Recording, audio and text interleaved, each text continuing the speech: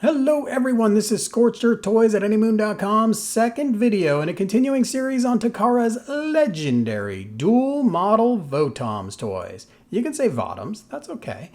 This toy was so popular that Takara ultimately produced 18 different versions. We explored the 5 regular Scope Dog releases in video 1, which you can check out by clicking the card now.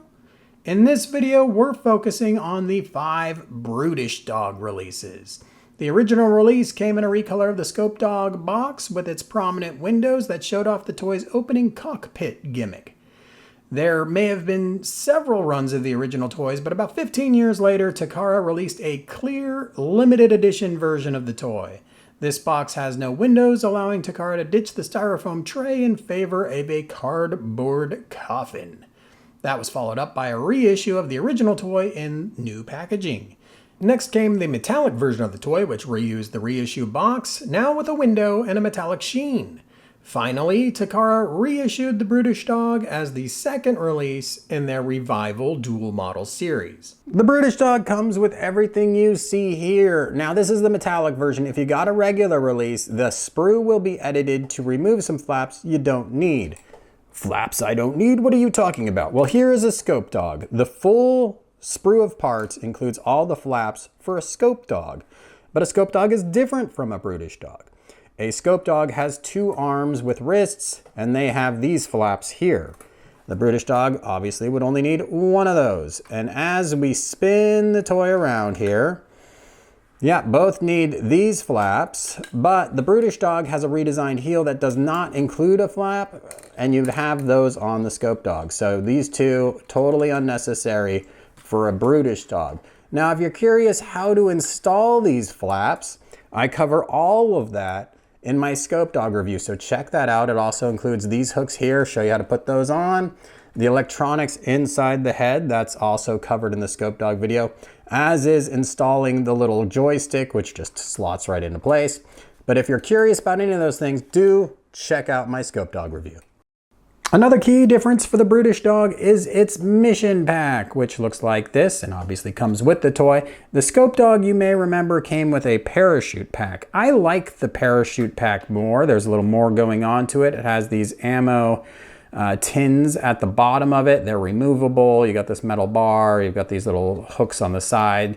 There's just more options with this than the Brutishdog mission pack, which is very plain and only has the ability to put this magazine into a slot for storage. Now, the magazine itself usually comes in 2 parts, with a few exceptions. Sometimes they press those parts together for you. But this is what it looks like when fully assembled. It slots in here, but it slots in so tight, I can't remove it without undoing the screws in the mission pack to free it up. So I really don't recommend using the magazine in the backpack. Backpack itself just slides right on. And then you give it a little wiggle jiggle down like so, and that'll be that. And then take your magazine, and the much better use for it is to go ahead and plug it into the arm. Visually, you're getting a lot more mileage that way than you would from tucking it away, squirreling it away in the back of the toy. One of these arms is just a recolor from the Scope Dog toy, so of course it features that same extension gimmick, so you can beat up on some other AT. So while there are some differences with the feet, what really makes the Brutishdog pop is its unique right arm, which has that big Gatling gun attached to it. And check out what Takara did. They gave us rotating, clicking gun barrels, which is pretty awesome. We also have the ability to pinch this claw open and shut, so you can kind of do the shredding attack there. Again, we have that magazine we've already installed here, and this entire barrel rotates around. So if you wanted to get that look from the sort of the cover of the box, you could just put it like that. So all really cool features, really well done Brutishdog right arm. Now, just like the Scope Dog toy, you get a lot of really cool features, including the opening cockpit, which has always been a big deal for the dual model toys. You can see there's some mechanical detail there. You've got that Fianna pilot figure. I showed you already, there's some mechanical detail inside the head.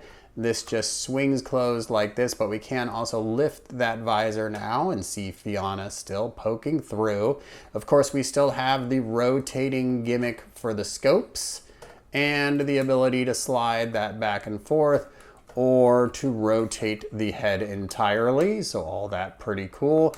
We also do have that opening footwell there, although gravity usually is going to knock that right down on you. You can see my version does have a little bit of paint underspray, as the case really probably is there. So that's a bit of a bummer. On this reissue toy, and you could tell it's a reissue because it has a hole right here that was added by Takara for their red shoulder toy. Here's the original release, no hole on the side. Every release after that red shoulder has that hole. But now this is the reissue, and here's the shoulder on it. So incredibly stiff shoulder joint there. This joint a little bit better, but that is definitely a build quality issue you might have to be on the lookout for. It's not ruining the toy. Even the waist joint here is just, it requires incredible force. So not the best as far as smoothness of use. Anytime you're applying that much force, you're always afraid you're gonna break something, but these are very strong and durable toys. Again, these antennas rubbery, so if you accidentally touch them, not a big deal. These toys are 1/24 scale, which makes them 16.5 centimeters tall, and they're 280 grams. And how that 280 grams is applied to this toy is really cool. It's one of the big highlights and fun factor items. So this is the clear version. I am definitely not a big fan of the clear versions of these toys, but what it allows me to show, like I did in the Scope Dog video, is how much metal is in these toys. And you can see those kneecaps, obviously big hunks of metal, those shins, big hunks of metal, and there's a big joint within all hunk of metal. But then if we look at the foot, this is where things really get differentiated here. You could see there's a big hunk of metal in that foot, and that hunk of metal continues all the way to the back of the heel. So this toy is very hefty from here down, and that's what allows us to get these really cool sliding poses where the toy is running and gunning and it's not gonna fall down because all of that weight is in the feet. So you can have a lot of fun posing this toy, getting aggressive with it, and it's gonna be nice and stable for you. So I really enjoy what Takara did with all of the metal being down at the bottom here, because it adds to the fun factor. While I am not a fan of the clear version, I really dig the metallic version. And I know pink purple isn't for everybody, but boy, I think that toy just absolutely pops on the left here. Now, I'm not brave enough to put on the flaps. I think metallic toys have shown a history of being a little bit more brittle, which is a bummer, because I just love this thing as a display piece. Now, there are a few things that I like more than others. I really like how the metallic kneecaps go with the silver accents. I think that's a really good way of incorporating everything there. I do not like that the claw up here is purple with the gun and the barrels, where on this it's gray and kind of this reddish pink. I would have thought that these should have been silver instead of purple. And you know, that's, I think, a minor nit. What I also liked though was that the heel door here, or the foot storage bay, is actually the same silver as the chest. So we've abandoned this different colored, really just cheaping it out, not painting this door on the metallic versions. And I think they look a lot better for it. The metallic versions also have an opening canopy with a metallic pilot figure.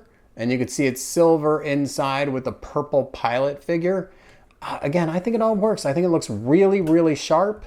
And it's a lot of fun. Not for everybody, but I definitely don't mind owning this toy at all. If you're going to get one Brutishdog, which one should it be? Well, I would say the Revival dual model version. That one comes with this extra fact sheet, which is all right. Also a poster, which again, is pretty good. And then the toy itself doesn't come with just one magazine, it comes with two. So you can actually have that one in storage in the back.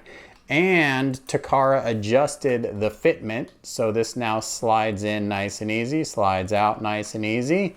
And all of the joints actually move much more smoothly on the Revival dual model toy than they did on the original or the re-release. So more perks there. The only downside is that some of the joints, particularly the hips, are a little sloppy, a little too loose. But it's much easier to go from a little too loose and I got to tighten that up than it is to go from it's so hard I can't barely move it and what am I going to do, file it down or something. So that's the positives. And then we have all these little color changes which are pretty cool.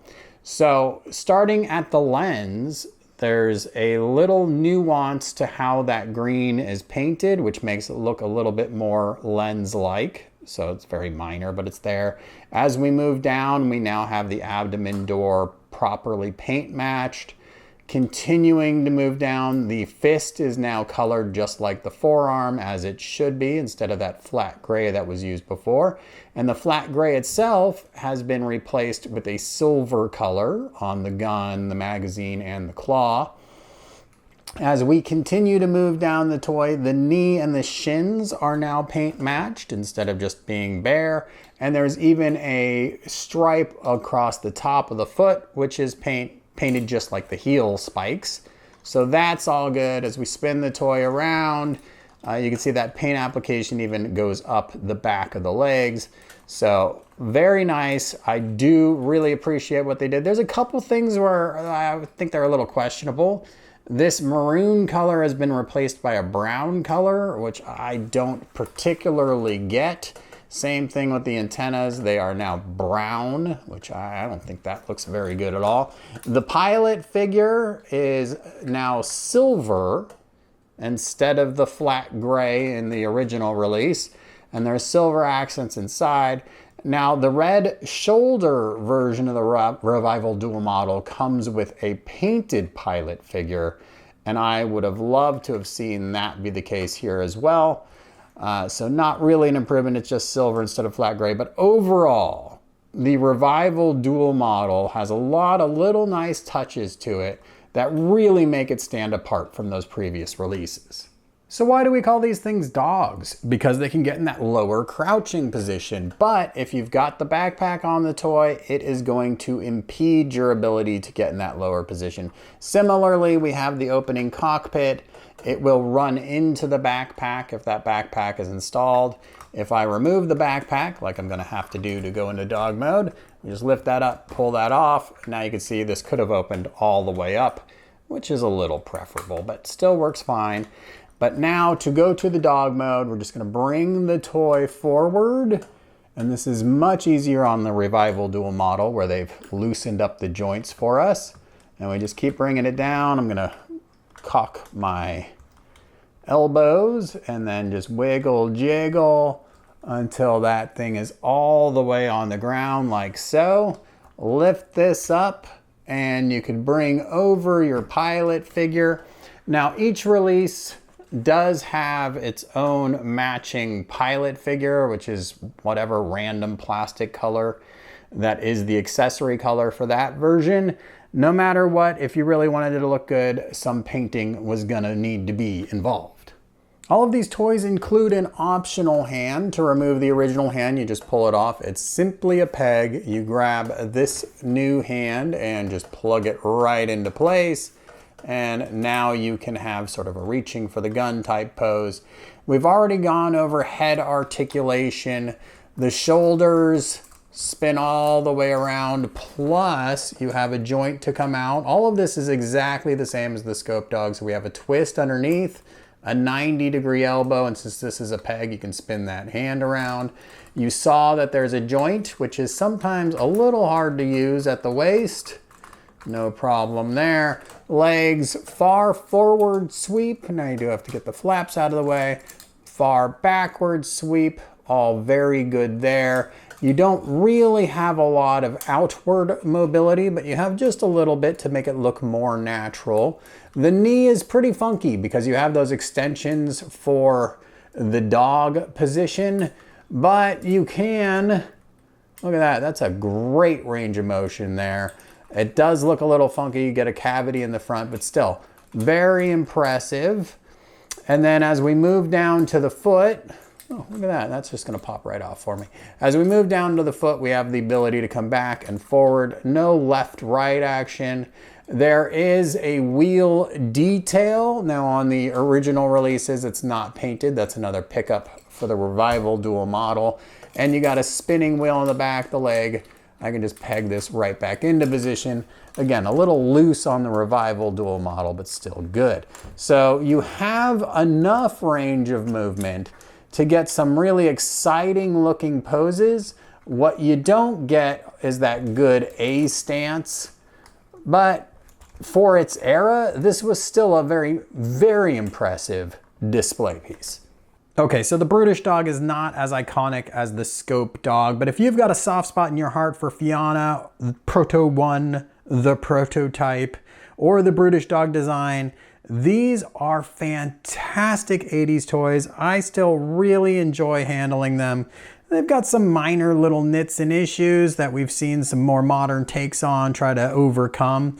But just for how good this was 40 years ago, it's a great piece I continue to enjoy. If I missed anything, if you are confused, or if you just got some thoughts you want to share, leave a comment below. Please subscribe, everybody. I got lots of modern and old school stuff coming. And as always, thanks for watching.